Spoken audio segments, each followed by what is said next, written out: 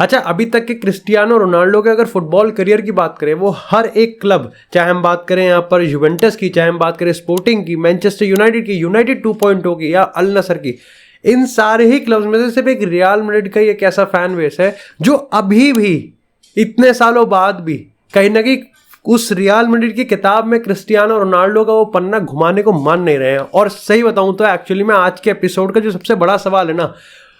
वो सवाल जिसको रियल मैड्रिड की अगर majority of the fan base की बात करें ना, वो आंख बंद करके उसका आंसर हाँ होगा कि क्या क्रिस्टियानो रोनाल्डो को रियल मैड्रिड में वापस आ जाना चाहिए। लेकिन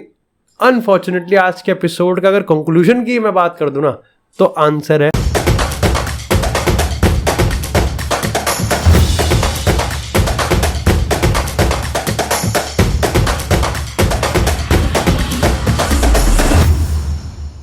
अब देखो, क्रिस्टियानो रोनाल्डो और अल नसर में जो चल रहा है ना इस समय, उस चीज को समझने के लिए ना थोड़ा आसपास के जो फैक्टर्स है ना उसको भी हमको काउंट में लेना पड़ेगा। अब देखो कि इस पूरी जर्नी की स्टार्टिंग ना बहुत ही सैड एंडिंग से हुई थी, और जो कि यूनाइटेड 2.0 की जर्नी खत्म हुई थी, और वो भी काफी ज्यादा टॉक्सिक होती जा रही थी। और डेफिनेटली मैंने हमेशा से अपने पॉडकास्ट में बात करें या फिर एपिसोड में बात करें, मैंने हमेशा से ये चीज मेंटेन करी थी कि क्रिस्टियानो रोनाल्डो और मैनचेस्टर यूनाइटेड का जो रिलेशन है वो 2022 के समर ट्रांसफर विंडो में खत्म हो जाना चाहिए था। क्योंकि डिस्पाइट एरिक टेन हैग जिस तरीके से शुरुआत में अपने इंटरव्यूज में बात कर रहा था कि उसको क्रिस्टियानो रोनाल्डो की जरूरत है क्योंकि वो बहुत ज्यादा गोल्स मारेगा, बट अल्टीमेटली जो यहां पर तौर तरीके लग रहे थे और जो स्ट्रैटेजी लग रही थी टेन हैग की, वो मैं एंटी रोनाल्डो तो नहीं कहूंगा, लेकिन डेफिनेटली उसके प्लान्स में यहां पर रोनाल्डो फीचर नहीं होता। और ऐसे में क्रिस्टियानो रोनाल्डो जैसा बड़ा प्लेयर, जब आप इतने बड़े क्लब के इतने बड़े मोमेंट में जब वो फीचर नहीं होगा, तो डेफिनेटली यहां पर बड़ी चीजें तो होने वाली थी जो कि खराब थी। और इन सारे मामलों का जो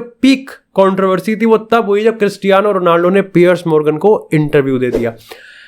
अब उसके बाद ना पता है क्रिस्टियानो रोनाल्डो की जो सेट ऑफ इवेंट्स की अगर हम बात करें, चाहे उसकी पर्सनल लाइफ की बात करें, चाहे उसकी ऑफ द पिच अगर क्लब के साथ खराब हुए रिलेशंस की बात करें, चाहे उसके साथ हम ऑन पिच की बात करें जहां पे परफॉर्मेंस भी उसकी काफी मीडियोकर आ रही थी, और उसके बाद अगर क्रिस्टियानो रोनाल्डो के यहाँ पर फैन बेस के साथ रिलेशन की बात करें कि वो भी अपने आप में बट गए थे, कि कुछ लोग जो कि डाई हार्ड रोनाल्डो फैन थे, तो कुछ लोग यहाँ पर एंटी रोनाल्डो बनते हुए जा रहे थे जो कि पहले रोनाल्डो के फैंस थे, और उसमें यहाँ पर वो रोनाल्डो के क्रिटिक्स जो कि हमेशा से रोनाल्डो क्रिटिसाइज करते हैं, वो भी कहीं ना कहीं बहुत इंपॉर्टेंट रोल निभा रहे थे। ऐसे में यहां पर अल नसर या फिर हम बात करें सऊदी की, वो सरकार का इस ऑफर आता है टेबल पे, जिसको क्रिस्टियानो रोनाल्डो, जिसको एक मामूली तो लाइक क्रिस्टियानो रोनाल्डो जैसा प्लेयर भी रिजेक्ट नहीं कर सकता, 200 मिलियन यूरोस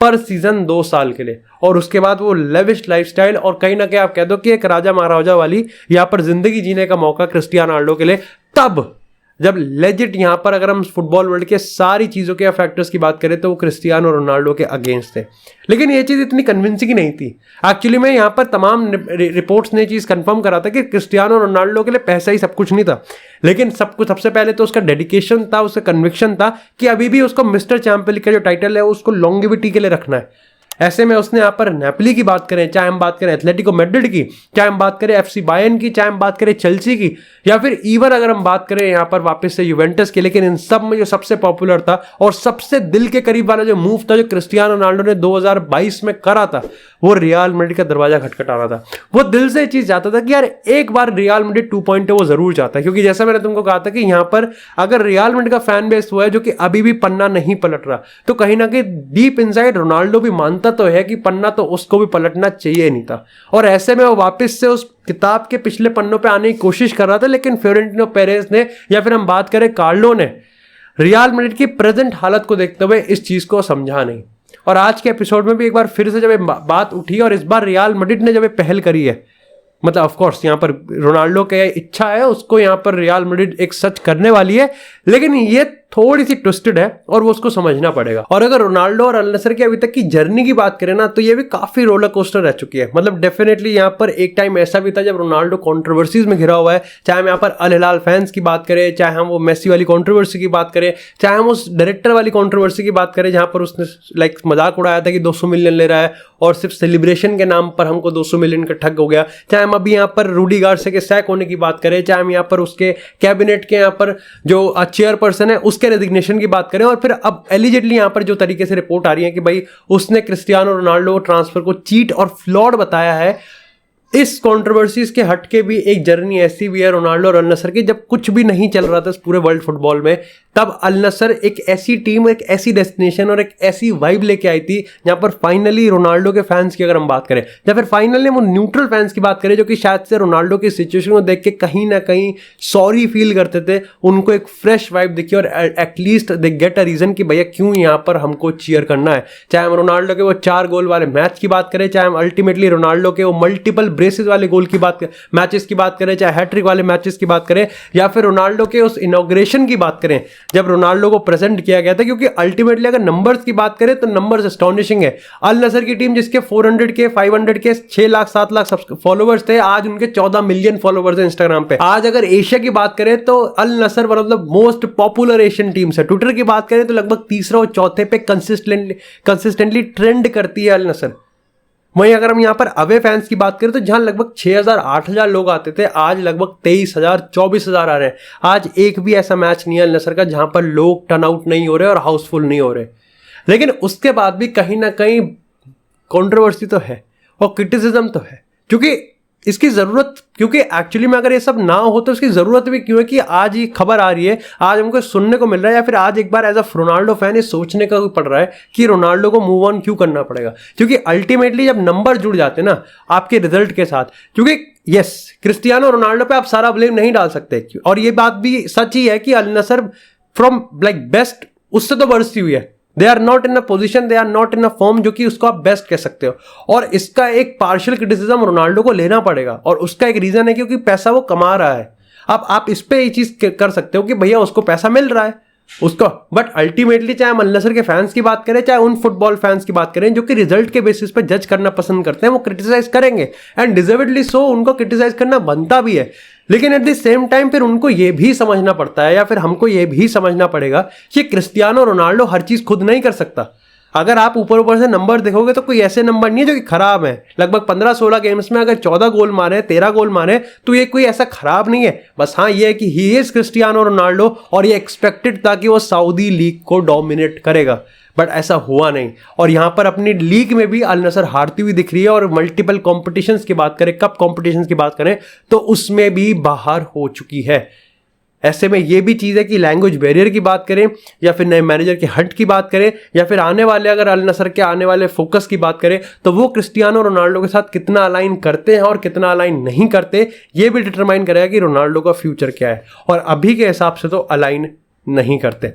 अब इसमें आते हैं हमारी स्टोरी में 2 किरदार। अब देखो पहला किरदार है स्पोर्टिंग, और देखो ये चीज समझनी पड़ेगी, क्रिस्टियानो रोनाल्डो जहां रियल मैड्रिड के फैंस के इतना करीब है ना, वो करीब तो स्पोर्टिंग के भी, क्योंकि एटलीस्ट वो वही जगह थी जहां पर ये ultimate legacy of Cristiano Ronaldo की जर्नी स्टार्ट हुई थी। लेकिन जब मैंने इसको थोड़ा सा खंगाला ना, जब मैंने इसको पन्ने पलटने की कोशिश करी, जब मैंने तमाम रिपोर्ट्स को देखा, तो मैंने यहाँ पर सिर्फ एक आवाज और एक हवा और एक रूमर्स देखा। कुछ वेल डॉक्यूमेंटेड फॉर्म में था नहीं जिसको मैं समझ सकता। क्योंकि जब रोनाल्डो और स्पोर्टिंग का नाम मैंने साथ में देखा तो लगभग हमको वापस जाना पड़ता था, जो कि थी अगस्त 2022 की, और वो अल्टीमेट टाइम था जब रोनाल्डो के रूमर्स आ रहे थे ट्रांसफर्स के। और तभी था कि जब टेन हैग को भी हर इंटरव्यू में इसका जवाब देना पड़ रहा था कि वो रोनाल्डो को खिला क्यों नहीं रहा। अब स्पोर्टिंग की ये बात तो मैं मानूंगा कि पिछले कुछ दिनों में 2-3 रिपोर्ट्स आई हैं, और स्पोर्टिंग अगर हम बात करें पोर्चुगीज उस लोकल मीडिया की, तो उन्होंने ये चीज तो कहा है कि क्रिस्टियानो रोनाल्डो की अल नसर वाली सिचुएशन पे उन्होंने नजर रखी हुई है। लेकिन ये चीज एक बहुत बढ़िया टैक्टिक्स है रोनाल्डो के फैंस को और स्पोर्टिंग फैंस को बहलाने और फुसलाने के लिए, क्योंकि वेल डॉक्यूमेंटेड फॉर्म में जब कुछ नहीं है तो आप इस चीज को एक हवा और खोखला मान सकते हो। क्योंकि यहां पर फिर आपके 2 सवाल आ सकते हैं कि क्या रोनाल्डो स्पोर्टिंग में जाना भी चाहेगा, और फिर दूसरा सवाल यह कि अगर जाना चाहेगा तो क्या स्पोर्टिंग रोनाल्डो को पैसा भी दे सकती है, which ultimately brings me to this second character जो कि है रियल मैड्रिड। अब देखो रियल मैड्रिड, ये बात तो हमने जैसे करी ली है कि 2022 में उन्होंने कहा था कि भैया अपन आना चाहते हैं और रियल मैड्रिड 2.0 को एक बार एक्सप्लोर करके देख सकते हैं।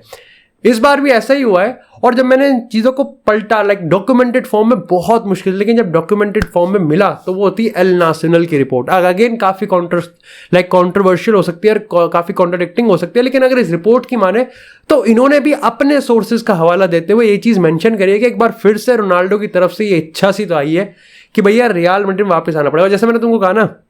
कि जहाँ रियल मैड्रिड के फैंस अभी भी पन्ना पलटने को राजी नहीं है रोनाल्डो वाला, कहीं ना कहीं शायद से लगता तो ये भी है कि रोनाल्डो को भी लगता है कि भैया पन्ना तो मेरे को भी नहीं पलटना चाहिए था रियल मैड्रिड की उस जर्नी का। और ऐसे में इस बार ये हो सकता है क्योंकि यहां पर रियल मैड्रिड मानती है और फ्लोरेंटिनो पेरेज ने ये चीज कंफर्म करी है कि क्रिस्टियानो रोनाल्डो के लिए काम की कोई कमी नहीं है रियल मैड्रिड में। क्रिस्टियानो रोनाल्डो के लिए जो प्यार है वो कम नहीं है, रोनाल्डो के लिए जो रिस्पेक्ट है वो कम नहीं है, जो चीयर है वो कम नहीं है, जो लोग हैं वो कम नहीं है, जो हाइप है वो कम नहीं है। बस फैक्ट ये है और ट्विस्ट ये है कि एज अ प्लेयर वो नहीं हो पाएगा। जो रियल मैड्रिड 2.0 का सपना है वो एज अ प्लेयर नहीं हो पाएगा, यानी कि तुम और मैं, यानी कि वो हर बंदा जो कि रोनाल्डो और रियल मैड्रिड को एक बार देखता है वो उसको रियल मैड्रिड की जर्सी में कभी पिच पे उतरते हुए नहीं देखेगा। क्योंकि अल्टीमेटली जो रिपोर्ट के हिसाब से बात है वो ये है कि फ्लोरेंटिनो पेरेज रोनाल्डो को एज एम्बेसडर देखते हैं और अगर चाहे तो वो उसको स्पोर्टिंग सिस्टम की अगर हम बात करें लाइक बिहाइंड द सीन्स काम के लिए यहाँ पर रोनाल्डो को चाहते हैं। और तभी मैंने कहा था कि मेरे को ये होता हुआ देखना चाहूंगा नहीं, क्योंकि इसका मतलब ये है कि क्रिस्टियानो रोनाल्डो को रिटायरमेंट लेना पड़ेगा। अब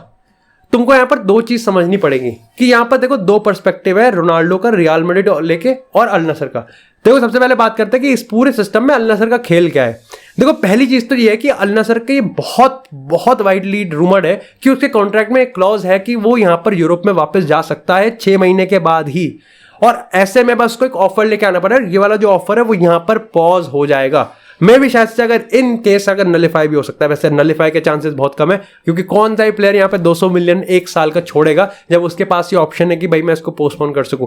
दूसरी चीज यहाँ पर यह है कि यहाँ पर डेफिनेटली ये चीज समझनी पड़ेगी कि रोनाल्डो और अल नसर के आने वाले जो हफ्ते हैं वो किस तरीके से जाएंगे, कौन सा मैनेजर आएगा, कौन से प्लेयर्स को टारगेट कर रहा है। क्या पता शायद से अल नसर रोनाल्डो के अराउंड ये टीम बना दे कि वो कंपीट कर सके। अल्टीमेटली यस, यूरोप में कंपीट करना, यहाँ पे कंपीट करना स्टिल काफी ज्यादा अलग ही अजीब ही दिखेगा। अब बात करते हैं रोनाल्डो और रियल मैड्रिड के किरदार की। देखो पहली चीज तो ये, जैसे मैंने तुमको कहा कि ये चीज नहीं होनी चाहिए, मैं तुमको बताऊंगा क्यों नहीं होनी चाहिए, लेकिन इसको अगर लॉजिकली भी देखे ना तो ये चीज क्यों नहीं होगी वो तुमको समझना पड़ेगा। देखो पहली चीज तो ये है कि यूरोप 2024 में खेलने के जो सपने हैं रोनाल्डो उसको अभी भी मेंटेन, बल्कि मेंटेन नहीं, अपनी फिटनेस को जो वो पीक कर रहा है वो इस लेवल तक लॉन्गिटिविटी खींच रहा है कि वो यहाँ पर वर्ल्ड कप 2026 में भी पोर्चुगल को लीड कर सके, जो कि अपने आप में काफी आईब्रोज और सवाल खड़े करेगा। लेकिन ऐसे में रियल मैड्रिड में रिटायर जाके वो अच्छा रहेगा लेकिन एक टाइम तक। और रियल और रोनाल्डो की जिस तरह की कन्विक्शन है that he needs to rule the headline, that he needs to score every goal of his team, वो यहां पर इस चीज को अलाउड नहीं करेगा। जो विनिंग मेंटालिटी है, जो अभी भी खेलने की वो चाह है ना, वो ये चीज नहीं कर सकती। जो दूसरा बड़ा सवाल है वो ये है कि जब रोनाल्डो के अल नसर के कॉन्ट्रैक्ट के क्लॉज के बारे में पता चलेगा तो ये बहुत आसान तो नहीं है बट ये इम्पॉसिबल भी नहीं है कि यूरोप में उसको क्लब नहीं मिलेंगे। चाहे हम वाइडली रूमर्ड न्यूकासल यूनाइटेड की बात करें, जो कि क्योंकि दोनों के माई बाप सेम है, चाहे हम यहाँ पर जोसे मोरिनो की रोमा की बात करें, चाहे हम यहाँ पे पेरिस सैन जर्मैन की बात करें, या फिर हम यहाँ पर नेपोली की बात करें जो कि ओसिमन को खोने वाले हैं। ऐसे में यहाँ पर मैंने कहा ना ईजी है, ईजी नहीं है लेकिन इम्पॉसिबल भी नहीं है। बट अल्टीमेटली सवाल तो यही खड़ा हो जाता है कि भैया क्रिस्टियानो रोनाल्डो और रियल मैड्रिड, दो ऐसे चीज, दो ऐसा एक ऐसा बॉन्ड, दो ऐसे नाम जो कि शायद से अगर इन दोनों से अटैच हर एक बंदे की बात करें तो वो फुटबॉल में इस साइकिल को कंप्लीट होते हुए देखना चाहेगा। लेकिन फ्लोरेंटिनो पेरेज के हिसाब से जो रोनाल्डो रियल मैड्रिड का 1.0 था उस साइकिल क्लोज्ड है और उसको क्लोज ही रहना चाहिए। और इसलिए ऐसा मैंने तुमको शुरुआत में कहा था कि अल्टीमेटली जहां आंख बंद करके इसका आंसर होना चाहिए था यस, आज नहीं।